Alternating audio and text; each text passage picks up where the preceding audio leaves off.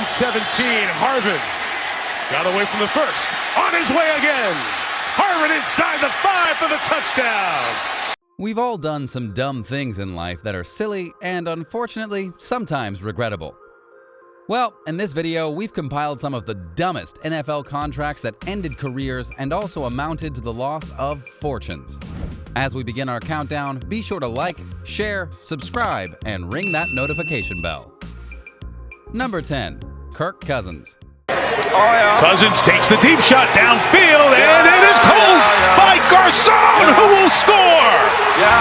Kirk Cousins was signed with the Minnesota Vikings with the main purpose of getting them unstuck from their rut and to be among the leaders to charge them to the Super Bowl. Yet, they didn't even hit the playoffs.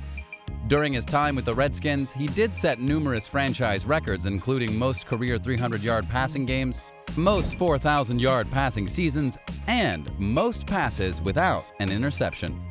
So he surely showed the NFL his worth, and Minnesota decided to snatch him without hesitation in 2018. They gave him a lucrative 3-year deal worth a fully guaranteed $84 million. Minnesota believed he would be an upgrade over Case Keenum, who helped the team to a 13-3 record and got the Vikings to an appearance in the NFC Championship game. But Cousins was a disappointment. Although he was a somewhat solid quarterback that set career highs in touchdown passes and completion percentage, he couldn't sustain the offense throughout the season. He was simply not consistent. And now Minnesota is stuck with him for the next 2 years at a price of nearly $28 million per year. Number 9. Nnamdi Asomugha. Another case of a player with proven stats and high prospects which failed when signed to another team is Nnamdi Asomugha. He was a free safety and cornerback for the Oakland Raiders, where he became a starter in 2005 and tied second in the league with 8 interceptions, 50 tackles, a sack, forced fumble, and a touchdown.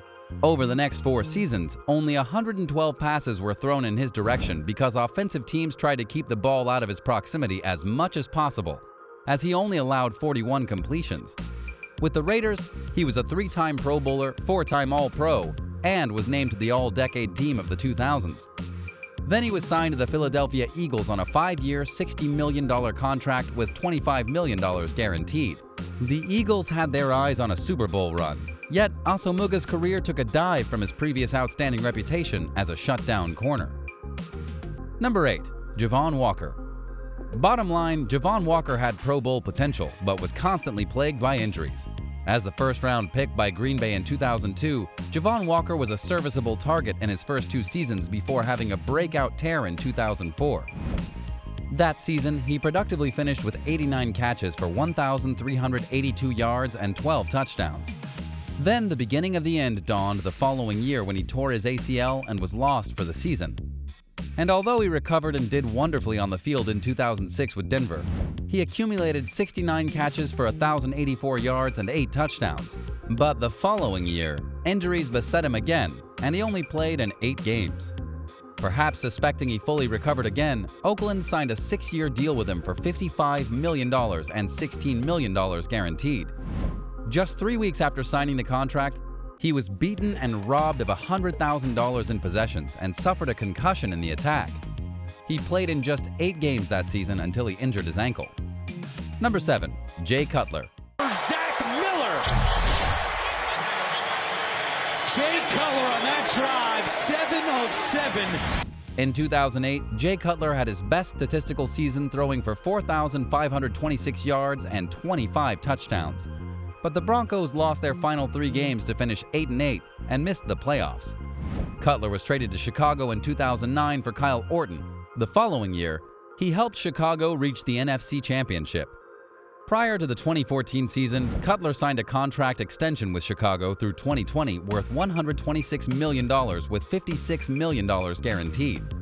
In the first year after signing the deal, he led the league in interceptions, and the Bears never won more than 6 games over the next 3 years, and Cutler was released in 2017 after the team bought out his contract. It was said that Jay Cutler had an off-putting personality and inconsistency that caused his shame and downfall. Number 6. Matt Flynn. Pass is caught by Jennings, so sooner or later you knew he was going to Jennings, and this time it's a touchdown. Bottom line, Matt Flynn was able to acquire a fat contract, then lost his job to a rookie. He spent much of his time as Aaron Rodgers' backup, beating out second-round pick Brian Brome. He made his first career start in place of an injured Rodgers in 2010, throwing 3 touchdowns and a 31-27 loss to New England. Later that season, he would be the backup as the Packers won Super Bowl 45. In the final game of the 2011 season, he threw for 480 yards and 6 touchdowns in the 45-41 victory, both of which set single-game Packers records. Then after 2012, Flynn spent the next 3 seasons restlessly traveling between 6 different teams before retiring in 2016. Number 5. Michael Vick. Vick taking another shot, this from Maclin. Jeremy Maclin pushed off, caught it, touchdown! Oh, man! I think we all might know about Michael Vick's past obsession, which caused his temporary downfall. His magnificence manifested in 2006 as he became the first quarterback in history to rush for 1,000 yards in a season. But prior to that, he did have his share of drug possession incidents. He was also fined by the NFL for flipping off fans after a game, and of course the infamous national news broke that he was involved in dogfighting. A federal judge noted that he had promoted, funded, and facilitated a dogfighting ring on his property, and had engaged in hanging and drowning dogs who did not perform well. He was sentenced to 23 months in prison and 3 years probation following his release. He also received a 2-year ban from the NFL. Although he was able to bounce back as a better man, the money Atlanta invested in him set the team back tremendously. Number 4. Percy Harvin. In 17, Harvin got away from the first. On his way again. Harvin inside the 5 for the touchdown. Bottom line, Percy Harvin made major waves in the Super Bowl, but he proved to be more trouble than he was worth. Percy Harvin immediately showed his value on offense and in the return game with the Minnesota Vikings, even though he missed several games with numerous injuries. Later, he was signed with the Seahawks with a new 6-year contract worth $67 million and with $25.5 million guaranteed. And he helped the Seahawks win their first ever Super Bowl. However, he had locker room altercations, injuries, and sometimes refused to set foot on the field. Number 3. Michael Johnson. Michael Johnson was an overpriced mistake. He was considered a steal as many saw him as a first-round talent. After moving to outside linebacker and being named the full-time starter in 2012, he had a breakout year with 52 tackles, 11.5 sacks, 1 interception, and a forced fumble.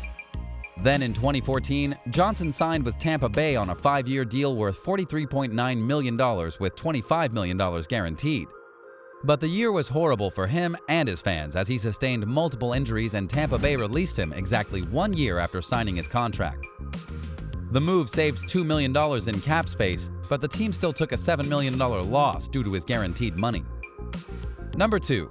Jon Gruden. On a check down. Very disappointed, but it's easy to second guess right now, but in hindsight, I probably would have done the same thing. Jon Gruden went from a decade-long absence from the NFL to returning and becoming the highest-paid coach in the league. Gruden spent 8 years as an assistant coach for 3 teams. First, he was hired as the head coach of the Raiders in 1998. Under his leadership, the Raiders were able to get consecutive 8-8 seasons between 1998 and 1999 and got out of the AFC West irrelevant club.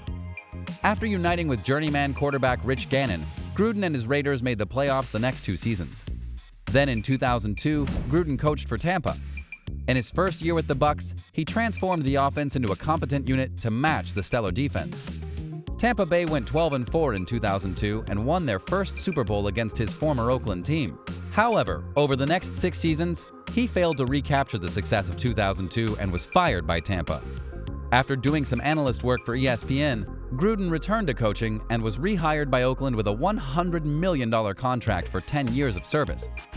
He quickly began to make several questionable decisions by signing older veterans and trading away All-Pros like Khalil Mack and Amari Cooper.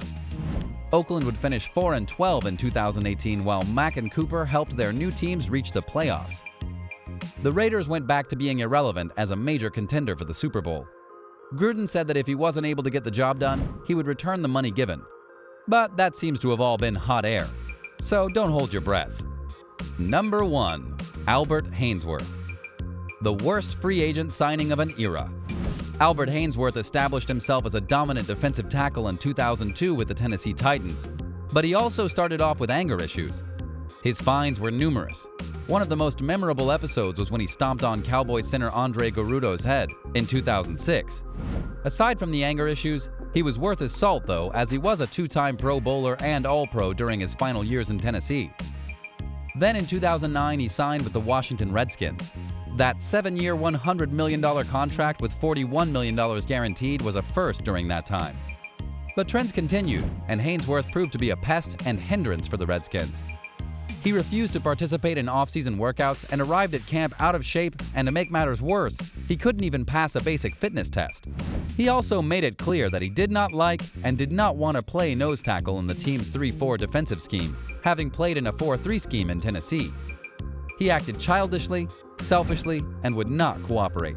By December of 2010, he spent the rest of the season on the restricted list, and it seems that's where he wanted to be. Which of these horrible contracts shocked you the most? And do you think there are other dumb contracts that should be added on our list? Be sure to leave your thoughts in the comment section.